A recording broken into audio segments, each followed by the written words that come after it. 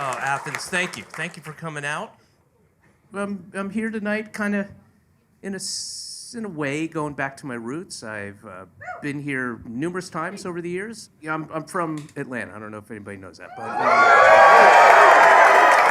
yes, I've lived around. But now I live in New York now. I've lived there for quite a while, and I used to live in Manhattan in the East Village, which was great. And now I live in Brooklyn, and I love it. I love Brooklyn. Wouldn't move back. There's some things I miss about the East Village, but I'm very happy in Brooklyn. And a little while ago, my then girlfriend and now wife decided to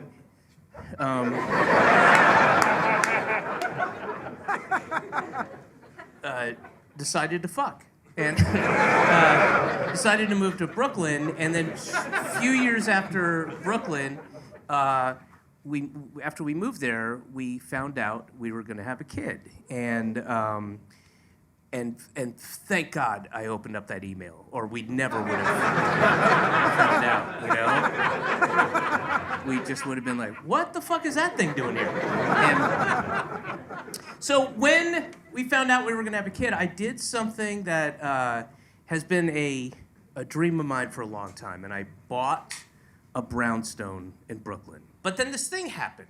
The second I bought it, like the second the purchase went through, and tell me if you've ever experienced this, if you own your house or land or whatever. The second I got it, I started getting inundated with text messages and emails constantly from people, strangers, asking me to sell them the house that I just bought. Yes. And it's fucking annoying as shit, right? You get on some list, and you recognize it immediately.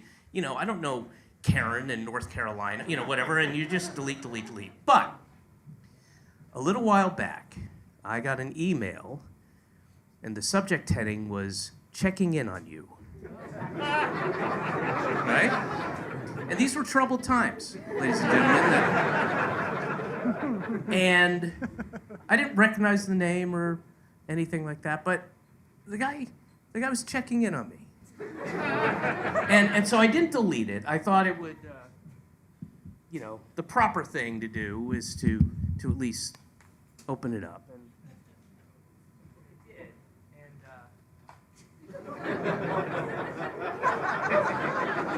And so it's from a Mark at Compass Realty, and it's Mark with a C.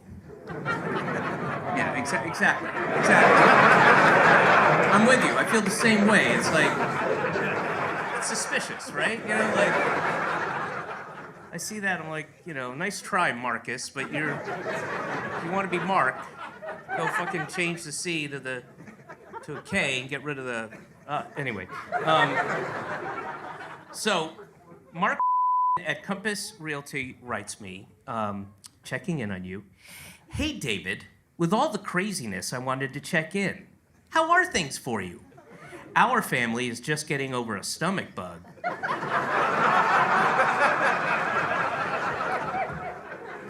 And hunkering down in Park Slope for the holiday. Where will you be?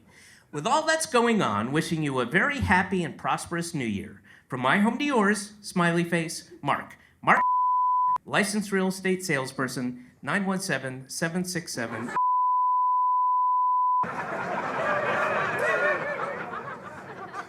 Now, again, 917-767.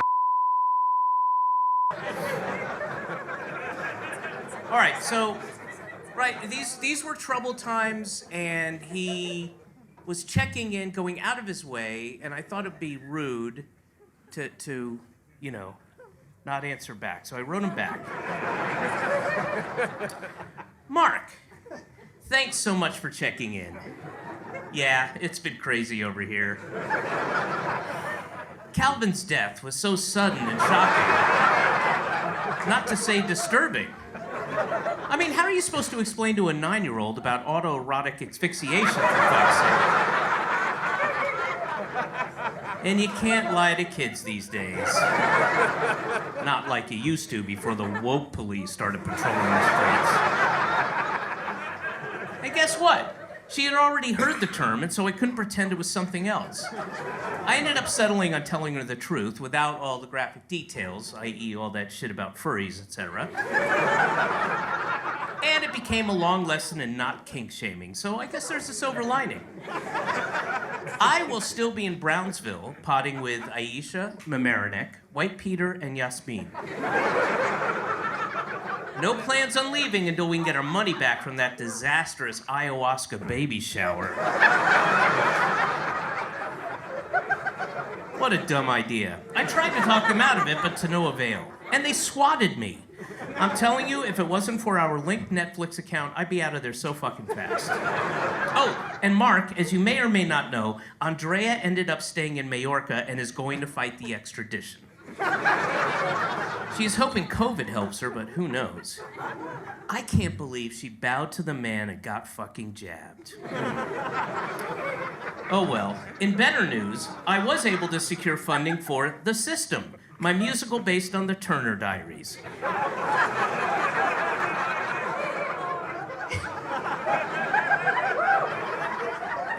And Buddy and Tia are looking at workshopping it in Coeur d'Alene this summer, God willing. Okay, that's all for now. Thanks for checking in, Mark.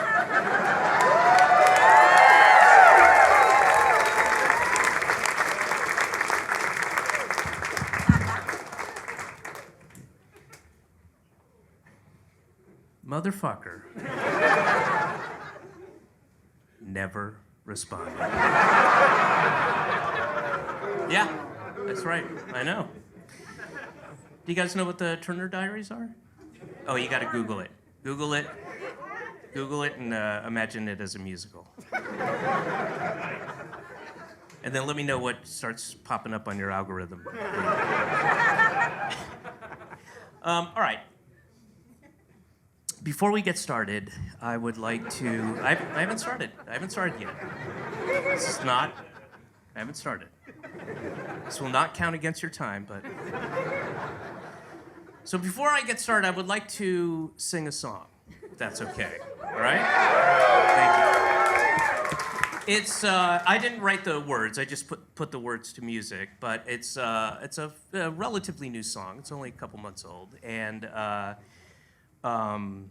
it's an American song, and it is dedicated to the ladies out there.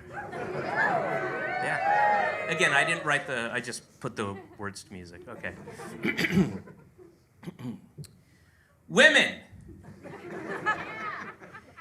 you will no longer be abandoned. You will no longer be lonely or scared. You will be protected, and I will be your protector. Women will be happy. Women will be healthy, confident, and free. And you will no longer be thinking about abortion. You will be protected, whether you like it or not. Thank you. Right.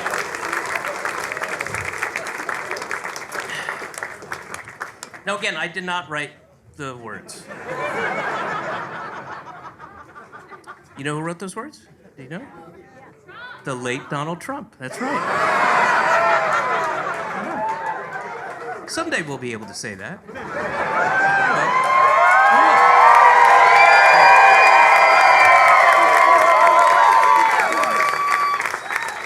So this is from a speech he gave, I think it was about 12 days before the election. It was from a rally in Michigan.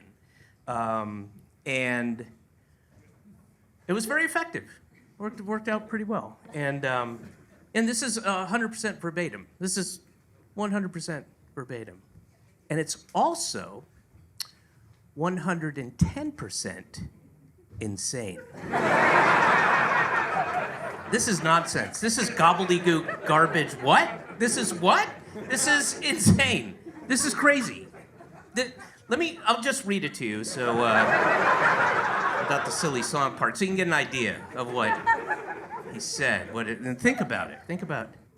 Women, you will no longer be abandoned, lonely, or scared. I'm sorry, lonely? Lonely? You'll no longer be lonely. You'll no longer be, if you vote for, you'll no longer be, what the fuck does that mean? What does that mean to him? How does that make sense? You will know. Yeah. For 8 years when Obama was president, I had no friends. I was very lonely. I had no friends. I didn't get laid, not once. I just sit at home every night. Me and all my cats. No friends. But then Donald Trump was elected. And all of a sudden, I had all these friends. It was great. I had all these friends, and I was getting laid constantly. And oh, it was amazing. And all the cats left. They all just left.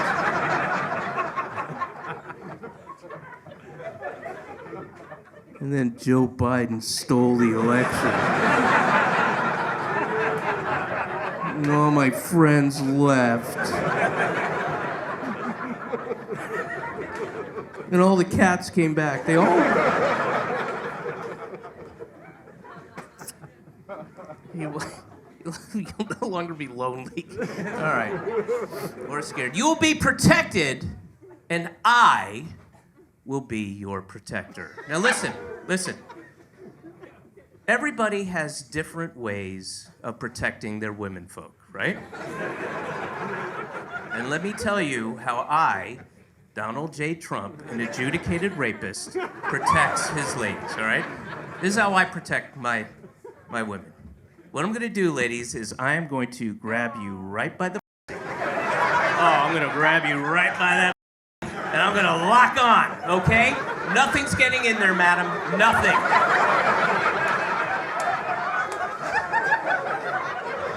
If I have to plug that hole up with my own... I will.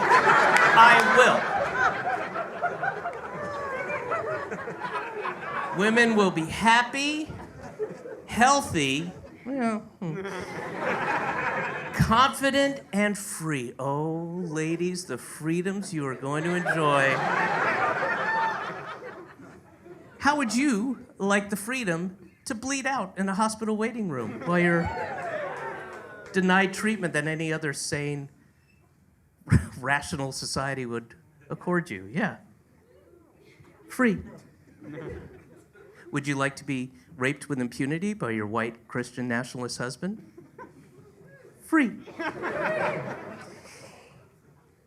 And here's the best part, ladies.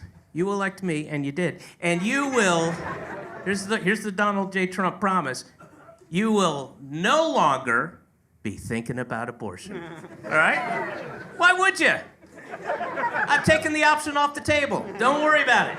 You do not have to worry your pretty little heads with, well, am I going to have it or not? No, you're going to have that baby, all right? Now you can free up that space in your head to do a little Sudoku or whatever it is you ladies do. You will be protected whether you like it or not. And that might be the single most Trumpian line in the whole thing. Because here's the thing, you will be protected. That's good. You want to hear that from your presidential candidate. Yeah, I'm going to protect you. You will be protected. That's good. That's a good thing. But I imagine he was like, okay, you will be protected. You will be protected.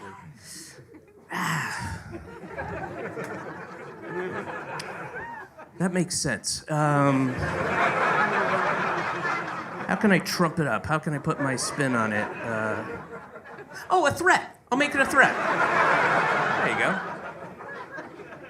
And how utterly useless, feckless, and absolutely out of touch are the Democrats that they couldn't beat this. How fucking less than useless. They're actually a detriment. The Democrats, what a bunch of, oh man. The Democrats are like when you go to the dog park, right? And all the dogs are running around, right? And they're just being dogs. They're doing what dogs do. They're barking and they're showing their teeth and they're running around. They're shitting on everything, tearing stuff up, humping underage dogs, and And then there's like a dog who's particularly rambunctious and destructive, and then the Democrats are like the person going like, Apollo, stop it. Stop it, Apollo. That's not how we act. I'm gonna have to punish you. Apollo, don't do that. That's not, I'm sorry.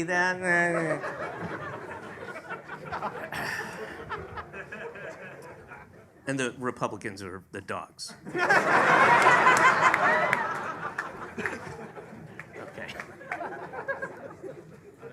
Okay, now we can start. All right. Yeah.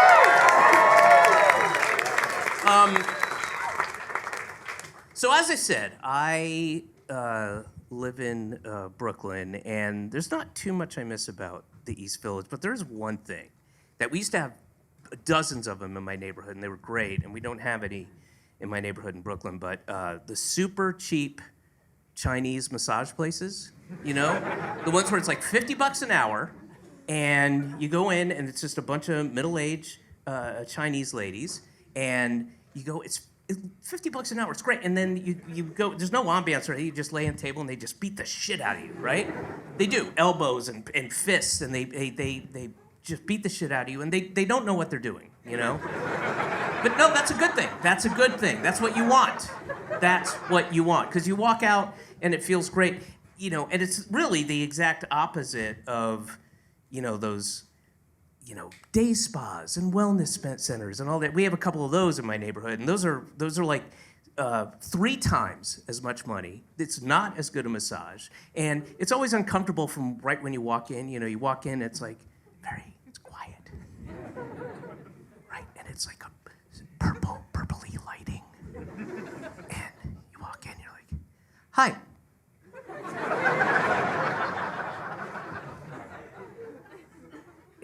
Is it okay for my words to pierce the air? Is that, you know, and then they give you a bunch of forms to fill out, right? They don't do that at the Chinese. They don't give a shit. They give you like 5 forms you got to fill out to get a fucking massage, and then when you're filling out the forms, you got to listen to their new age nature sounds that are playing, you know, and it's like just there's like a burbling brook and a pan flute and a zither, and like when you wet your fingertips and rub them on the top of a wine glass, and the sound of snow falling. How did they capture that? I don't know, but they did. And then, oh, is that a she-wolf I hear in the distance? You know, it just sounds, I imagine a Native American hears when they're coming, you know? And then there'll be a diploma on the wall, right? A diploma from what, the University of Mississippi? I mean, it's fucking legal. Get out and go to the Chinese places. They're great. And another thing the cheapy Chinese places will do is they'll pull your underwear down about halfway, right? Yeah, they'll work on that top half of your ass, that muscle. Why not? That needs care as well. You know, they weren't brought up in a puritanical society. They're not getting erotically charged by the top half of my hairy ass. They don't care. It's fine. And anyway, the reason I'm telling you all this is because recently one of those cheapy Chinese massage places opened up on my street. Literally on my street, about 2.5 blocks down. I was so excited. I'm like, oh, I'm gonna go get a massage. And I went, and I walk in, and again, no ambiance, just like, you know, a shitty couch, a little desk, a couple metal fold-out chairs, and the only the only decoration they had was a case of water from Costco. It was on the floor.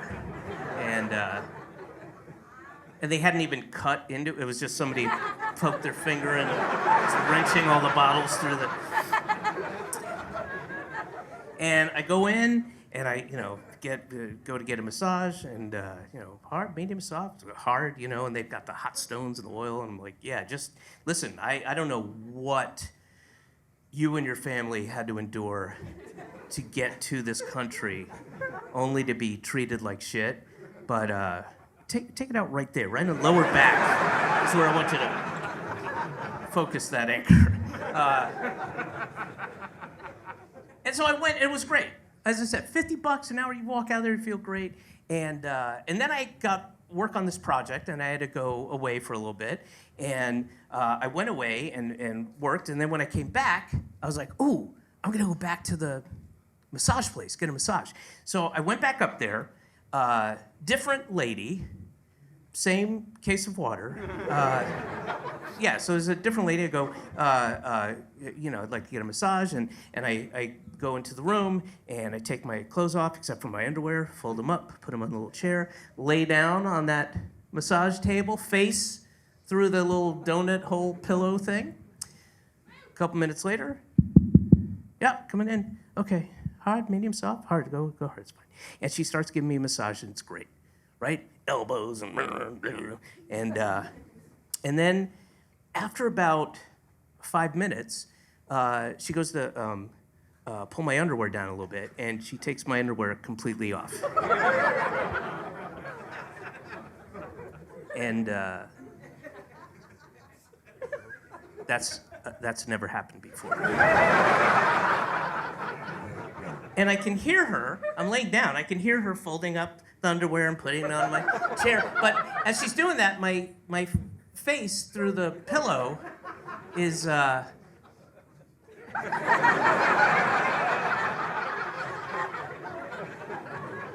then I was like, okay, that was all right. I mean, it's if she's not weird, I'm not gonna be weird. That's fine, whatever. It's her, I'm not gonna make a big deal out of it, try to make her uncomfortable or whatever. I'm not gonna jump up and be like, Madam, please! I want a Christian massage!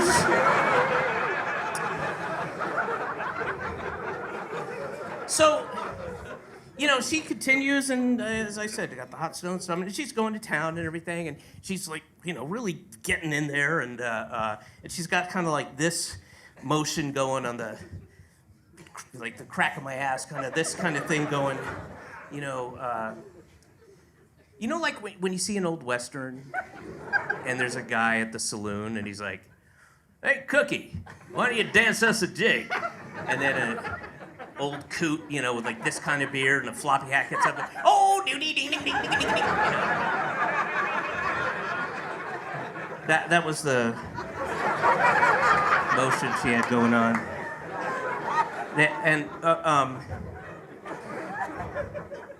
And so she's going to town, but the thing is, because of the way I was laying down and the resulting action of taking my underwear off, now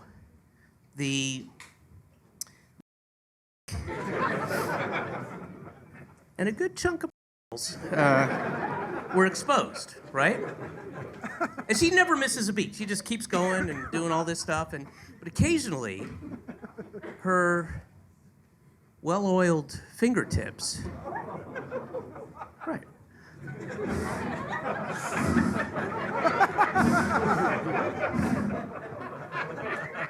on the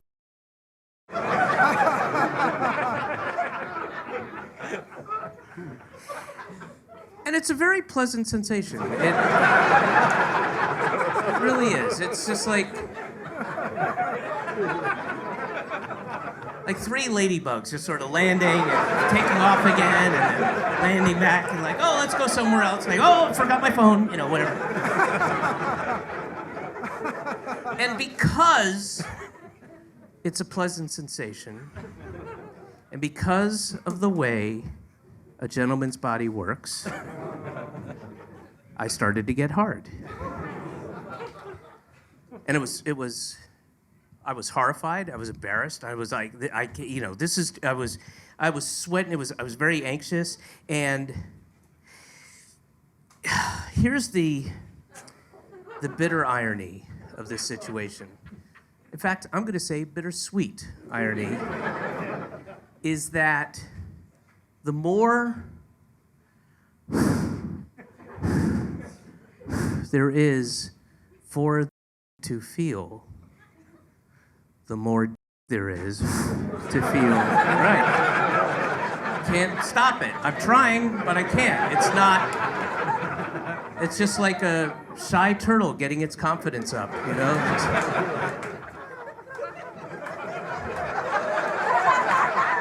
What's going on out there?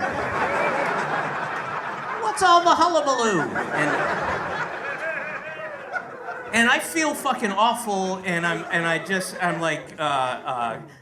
trying to reverse this situation because, I know what's coming up. I know in, whatever, 7, 8, 9 minutes or so, they're gonna, and thank God they hold that towel up, but they're gonna do the, okay, turn over for the other part of the massage. I know that's coming up, so I'm just sitting there trying to reverse the situation. I'm looking through the pillow at the filthy floor, just trying to conjure up anything that's awful, like, just, okay, 2 girls, 1 cup. And my mom, throw my mom in there. Let's see if that helps.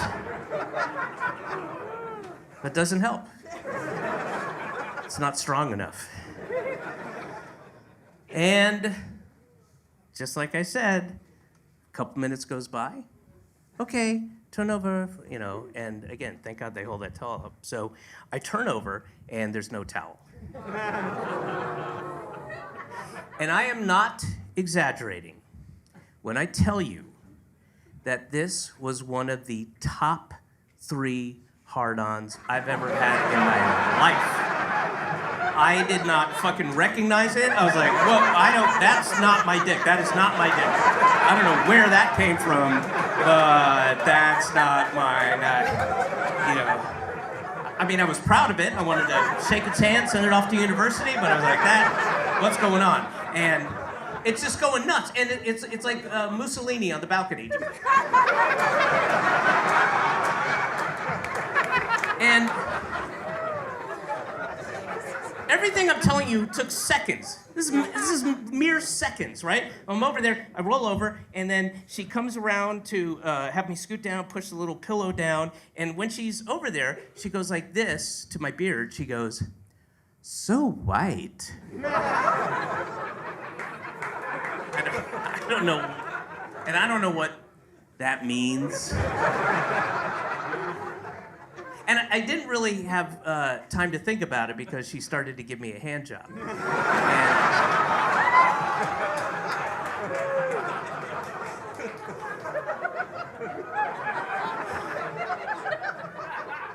And I know that I have to put a stop to this.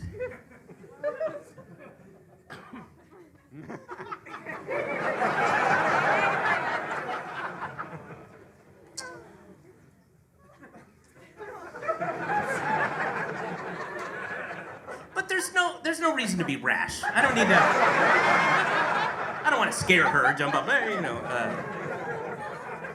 So when she starts giving me a hand job, my brain starts doing 2 things simultaneously.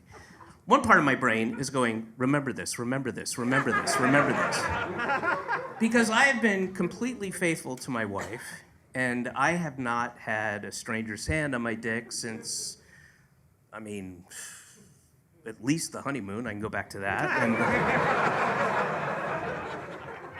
And then the other part of my brain is furiously trying to think of any justification to allow this to continue a couple more seconds longer. And all I can come up with is, it's a hand job. Who cares? Come on. It's the most innocuous, utilitarian sex act there is. It's nothing. It's the Kraft macaroni and cheese of sex acts, Sure, I'll have some Kraft macaroni and cheese, if that's all you got. I probably prefer almost anything else on the menu, but I am hungry. It's nothing. There's no emotional connection, right? You know, if you got an Apple Watch, you can give a hand job and just be like...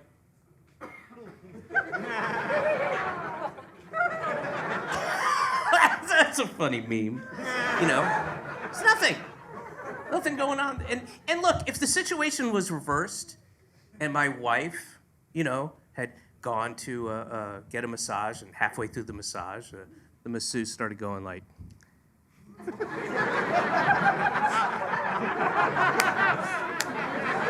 Be like, great, that's fine, good for you. That's a little bonus, nice.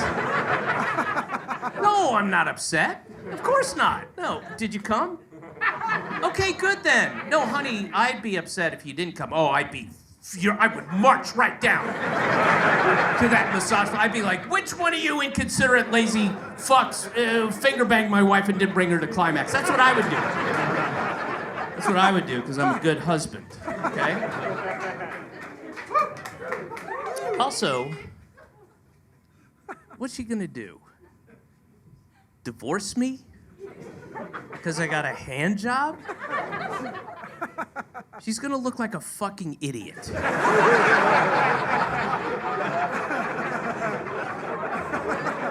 Explain that one to our daughter.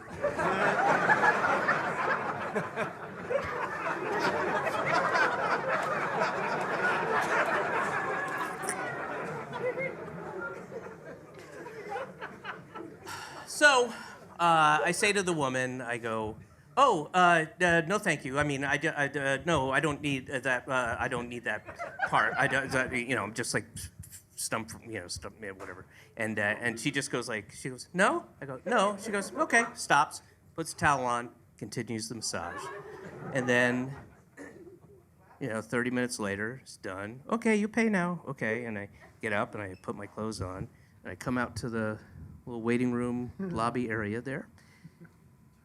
And now there's a man sitting in one of the metal fold-out chairs. And I know that he knows that I just got a hand job. And I desperately want to say to him, like, oh, just for the record, I did not. I mean, she started, and I was like, no, don't, but I didn't, like, I wasn't scared, but I just said, like, but there's no judgment at all. I mean, I just, you make that be, you go ahead and knock yourself out. I just, I couldn't do it because I was like, so, and you maybe too, and maybe you worked something out, because who cares? I didn't say anything, but I don't. But, but I did not say anything to him. I paid and I left. But now I got a dilemma. Because it's a really good massage. I mean, you add the hand job part, it's excellent. But even without it, it's still good. But now I cannot walk in or out of that establishment. Because if I do, then people will say, hey, you know that guy from the Chipmunks movies? The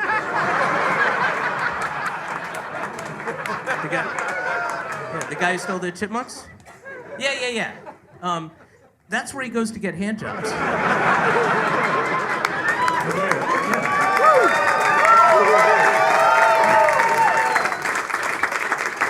No, not the vet. Next to the vet.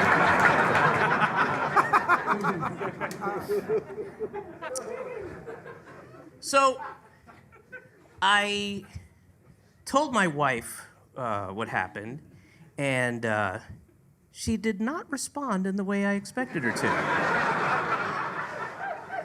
My wife has a very good sense of humor, is very funny and very progressive, and I thought she would find the humor in it. She did not find the humor in it.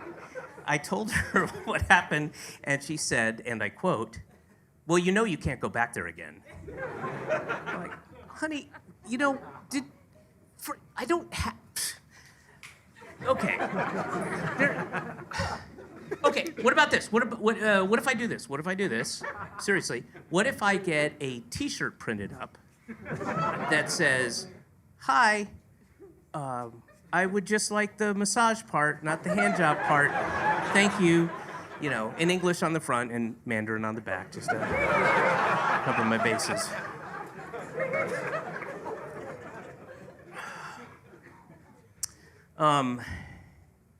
So last summer, my friend Bob and I went to Peru to go to Machu Picchu, which I highly recommend. It is a fucking awesome, awesome experience and just an amazing, stunning. Has anybody been? Yeah. All right. Did you hike the Inca Trail? Oh yeah. Yeah. 4 or 5 day? I'm sorry. What? Did you do the 4 day, 5 day? No, I can't remember. It was not very long. What I did, the portion that I did, I can't remember. I was not. 18.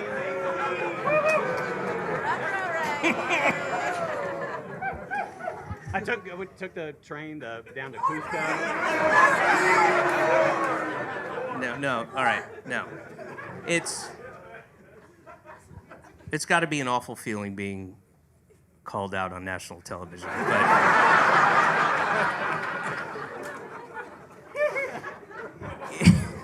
I got excited. You said Machu Picchu. If you took the train, you took the train and did not hike the trail. Right. I did. Yeah.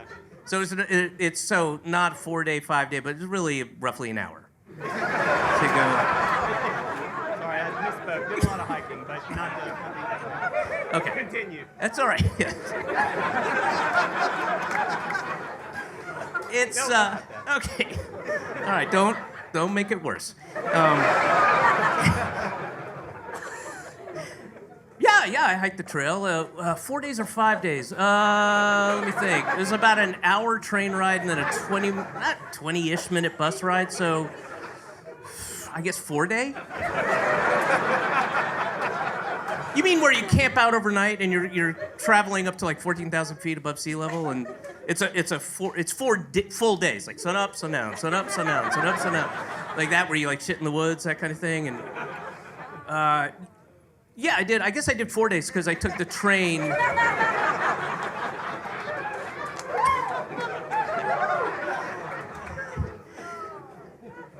Yeah, I've climbed Mount Everest.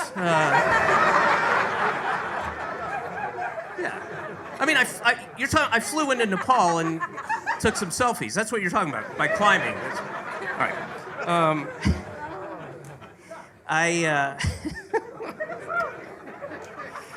It's all right. I absolutely highly recommend it. It's hard. It's a rigorous, tough thing to do, but it's so rewarding, you know, and you learn about yourself.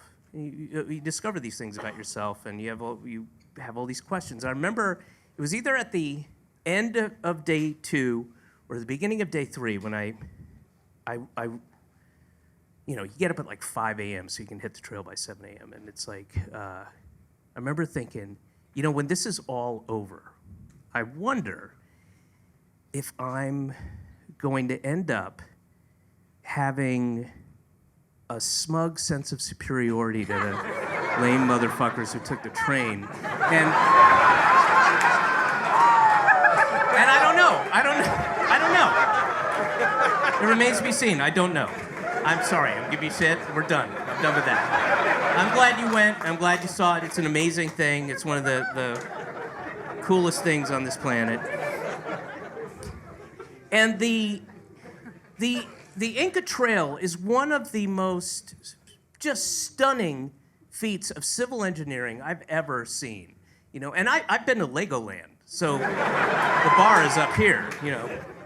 But just to give you a brief overview, it was built, created in the mid-1400s up to the early 1500s in Peru, in the Andes mountain range, in the middle of a mountain range in the middle of nowhere. And what they had to do was, with whatever rudimentary tools they had in the 1400s in Peru, cut stones, bring them, create a path where there was none, right? They had to remove trees and anything that's in their way. And the path is only it's like this, right? And there's no, side exit. You are creating a path. It's 37 kilometers long. And you're just going forward or backwards. That's it, because on the left is the mountain face, and to the right is a drop to your death. And they've created this out of nothing, right? And a really steep ascensions. Is that the right word? Okay. And descents, not dissensions. Why isn't that the case? Words are weird. All right. So.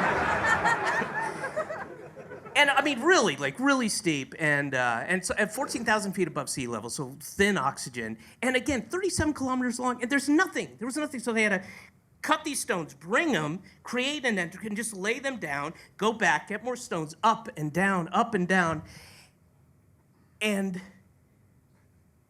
it just goes to show you that there are benefits to slavery. Absolutely. Would not have been built without slaves, right? And now white people from all over the world can go like, oh, look at this, whoa, this is fun, whoa. All right, I'm gonna clean that one up a little bit there. And it's amazing. They were the World Cup stadiums of its era,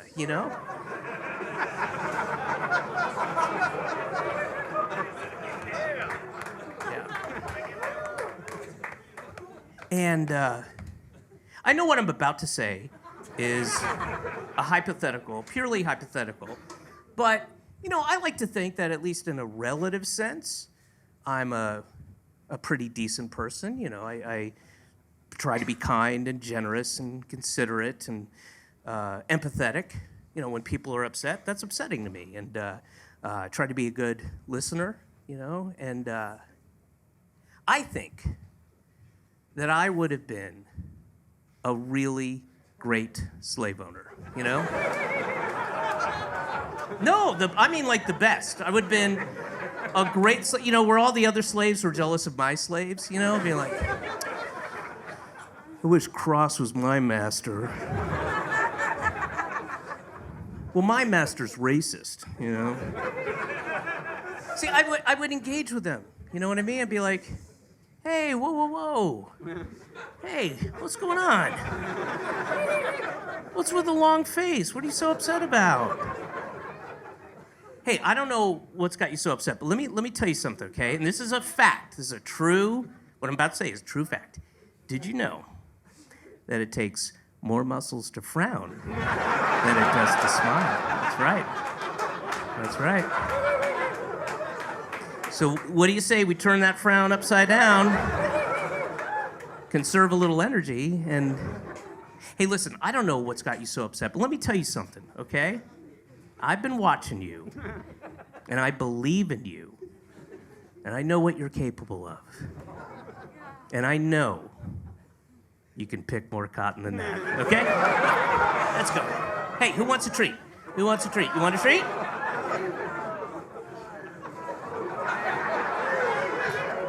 I gave him a treat.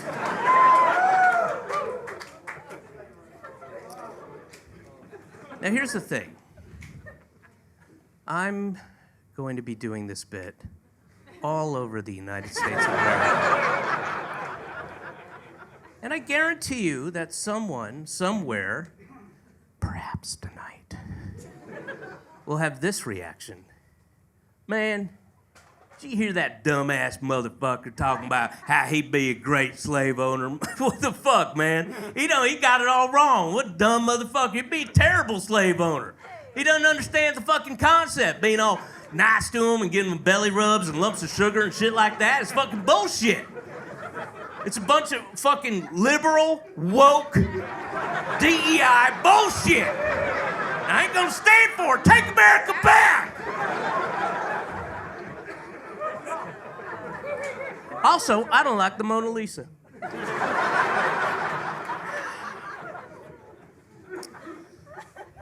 So here's something, I don't know if you do this in Athens, but We do this in New York. You see this all the time in New York City. I'll go out and I'll see it every single day, sometimes multiple times a day. You'll be walking along the street and you'll see a box, right?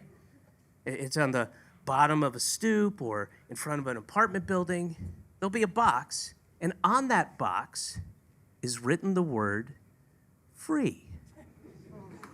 Sometimes there's an exclamation mark, sometimes not, but you'd be walking along, right? And you'd be like, free? Let's see what's free. And you go over to the box, and let's see what we got. There's a ladle, a dirty shower curtain with a map of the London Tube on it, one girl's ice skate, size 9, a book called Baby Says Yum, the glass plate part, but just the glass plate part of the spinny thing in a microwave, some plates with the presidents of the United States on them, a casingle of lump,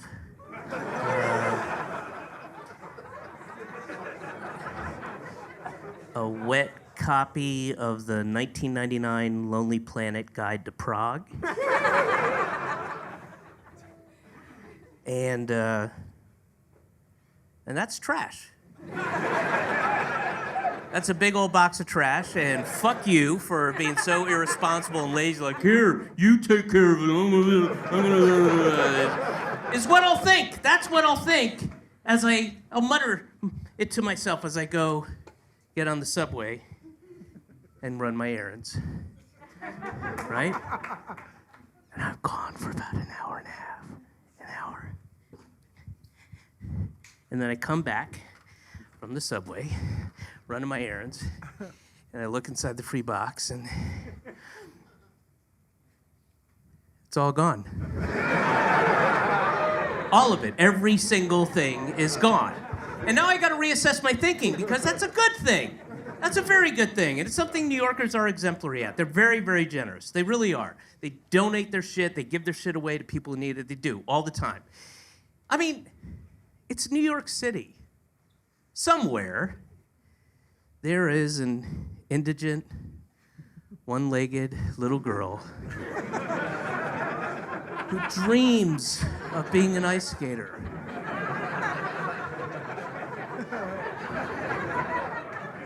And now she's out there. She's out there doing her figure ones.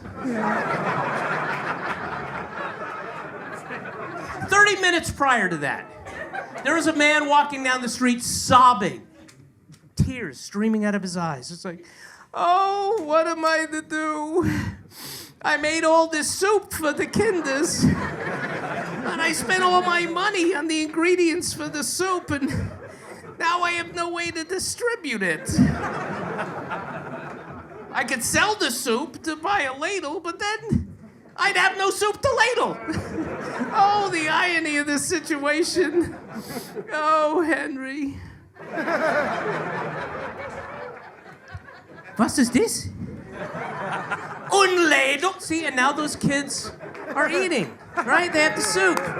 So it's a good thing, yeah. It's a good thing. What New York does is good. Unlike the rest of America, where people refuse to share their shit. They refuse. No! No, you can't have it. These are mine. All this is mine. These are my shoes, my rain boots, and my AC unit, and my hot plate, and my exercycle, and my PS2, and my fold-out couch, and my plate. No, you can't have it. No, and I know I've got no room left in my house because it's filled with shit, as is my lawn and my car, but no, these are mine. I would rather pay monthly to lock it up in a pitch black, airless room. And I'll never visit. I'll never. Right? People don't visit their storage facilities, do they? Do they? I don't think so. I mean, like, Hey, kids, so Dad's thinking, maybe not this Sunday, but what do you say the following Sunday we drive out to the storage facility and say hi to our shoes? No, you can't have it, they're mine! But, upon my death, I will allow a reality TV crew to come in and show the world what I wouldn't share. Here's a fact. This is legit.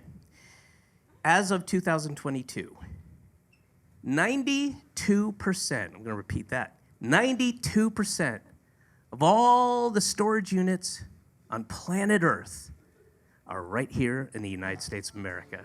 That's right. That is right. Right? People refuse.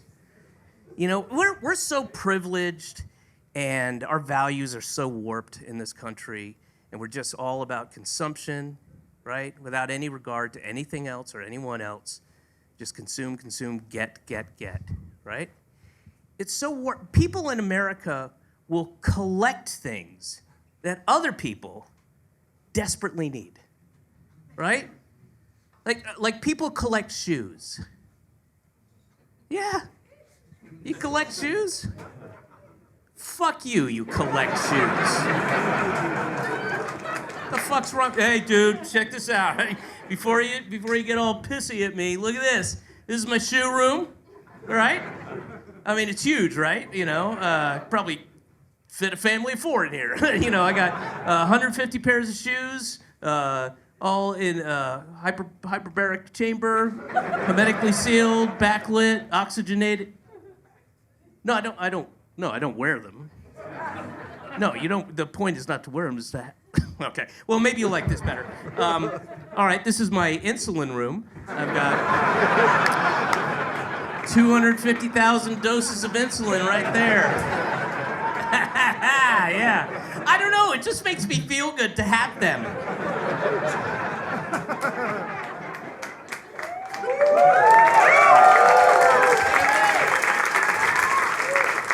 And honestly, how many fucking pairs of shoes do you need? 3. The answer is 3. The fucking answer is 3. Correct. You need a pair of like rain boots or snow boots or something for inclement weather, right? You need a pair of sneakers, something comfortable if you got to stand on your feet all day. And then you need a pair of dress shoes for when people go, you can't come in here with sneakers. Well, how come? Why not? They're really nice. They're like $500. They're super nice. They're brand new. It's like, look, pal, I don't know what to tell you. All right? This is a very dark nightclub, okay? And we require you to have different materials surrounding your foot. And I'm not counting slippers, all right? Slippers don't count because you wouldn't give like a homeless guy slippers, right? That's kind of a fuck you, I think. Yo. Hey, buddy. Yo. Hey, man. So I'm done with these, and you're welcome to them. They're pretty awesome, for furry, and they're great. They're just for wearing around inside the house. And you know when your floors are sticky and you're like, well, I don't want bare feet, but I don't want to put my shoes on. But you remember floors, right?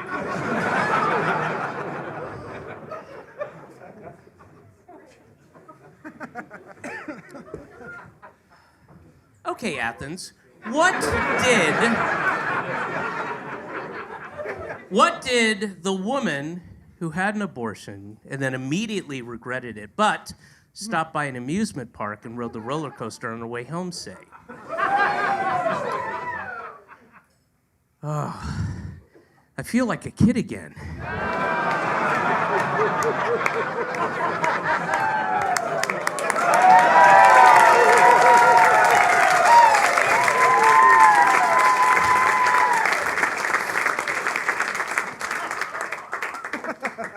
Now, I know, I'm very, believe me, I'm well aware that there are a number of people who feel strongly that, abortion isn't anything to joke about. It's not, it shouldn't be a punchline. It's not funny. but I think I've just disproven that. And that is not to make light of our current situation here in America, where it's just horrific what's happening. It's just backwards and medieval and archaic and barbaric. The absolute bans on abortion when women are dying needlessly, and it's fucking awful. But I do think things will get better. I really do. I'm not being naive. I've been alive enough to see the pendulum swing back and forth, and I think it will get better. I think it's unfortunately going to get worse before it gets better. I think there's going to be a lot more blood and death and orphans, but I do think it'll get better. And we'll make progress. The only way we ever make progress in this country is when a group of people oppressing another group of people start having a personal experience, right, with the people that they're oppressing. That's how we make progress in America. Civil rights movement started, grew because of that. Gay rights movement, right? More and more people in the 70s and the 80s coming out. So more and more politicians and clergy and judges and school board members, now knew somebody had an experience with somebody who's gay. And the politicians be like, I have always been proudly homophobic, and that's been part of my platform. I know that's why y'all voted for me, but I have to say that my eyes have been opened because I recently learned that my daughter is gay, and I love my daughter. Okay, and I recently learned that a very close, dear friend of mine, growing up, my childhood friend, is gay as well, and he's a good man. Okay, he fought for this country. He took a bullet for this country. Okay, and I recently learned that I too am gay, and I had no idea. I had no idea. But you know what they say, the 14th time is the charm, and I have got to stop going to that truck stop. Lindsay, get it through your mush brain. Come on now. Oh goodness. Right, it's all about personal experience. And, personally, I've been a part of 2 abortions, and, I did the best I could. I didn't know exactly what I was doing, but I had an instructional video on YouTube. I was like, okay, let's get this going. Okay. All right, ma'am, I need you to stop crying, please. I need you. No, stop. I need to hear the video because I need. Ma'am, you have to stop crying. I'm sorry. I need to. Look, I'm it. I'm all you got. I'm the last one left willing to do this, okay? So don't blame me. I didn't vote. So, I gotta. Well, I couldn't abide by Harris's stance on Israel. So, all right. Okay. So, no, ma'am, you need to. All right, well, I gotta rewind this whole thing. Well, now the screen's all slippery.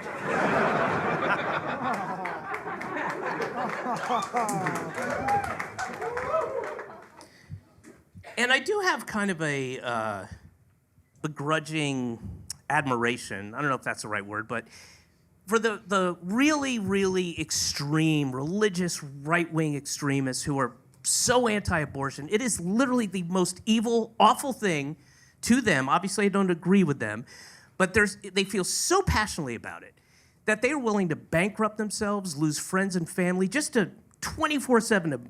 Their focus, their absolute aim is to shut down every women's health clinic in America, right? Every plant, they'll get out there and protest 24/7. Down with, God loves the little babies. God loves us. Shut this down. Shut this down. And they're so upset, and it's so important to them. They're so anti-abortion. I'm not talking about the pronatalist people who just want more kids to, we need a more people to work in the mines, you know. Seriously, that's what they, yeah. Oh, you guys wait until they start rolling back child labor laws. That'll be for another set. Okay, so, right, but they're down there, they're absolutely, abortion is the, shut this down 24/7, shut this, they're marching, you know? But here's the thing, every single one of them, every single religious extremist, every single pastor, priest, minister, rabbi, imam, every judge, every school board member, every politician who's right-wing, anti-abortion, they all know dozens of women who've had an abortion. Dozens, with an S, plural. And the reason I say that with such confidence is because a miscarriage is an abortion, right? It is. It's a scientific fact, spontaneous abortion, right? So that means the single greatest abortion provider in the United States of America is God. God is responsible for way more abortions than every Planned Parenthood clinic combined. And why aren't they out there trying to close down the churches? Down with God, who creates the miscarriages, but also up with God because he loves the little babies, but down with God because he's taking the baby. I'm so confused. It is confusing. It is. And why would God do that? Why would their God do that? I have a theory. Maybe God really loves, really, really loves those teeny tiny, teensy, toonsy, little cell clusters, those zygotes, those little fetal beans, those little guys, this thing, they're so cute and adorable. I love them. Oh, I want to squeeze them. Oh, they're so cute. Get them up here to heaven. I'm lonely. Get them up here. I want more. Yo, that's his caviar, you know? Oh, put a little bit.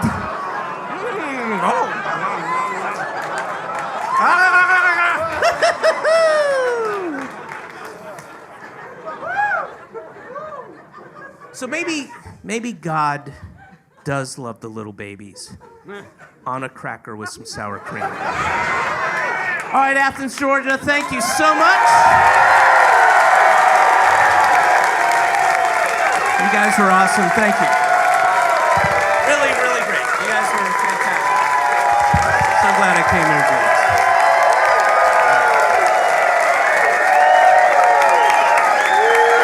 Cheers. Thanks for coming out, guys.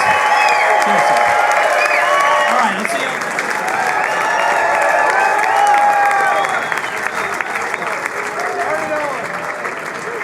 They love one another. I have evidence of this, but that's not what this is about. You know what I mean? This is about love. Love is in the air. Springtime. Love is all around. So I would love for you right now, Austin, which is not where we are.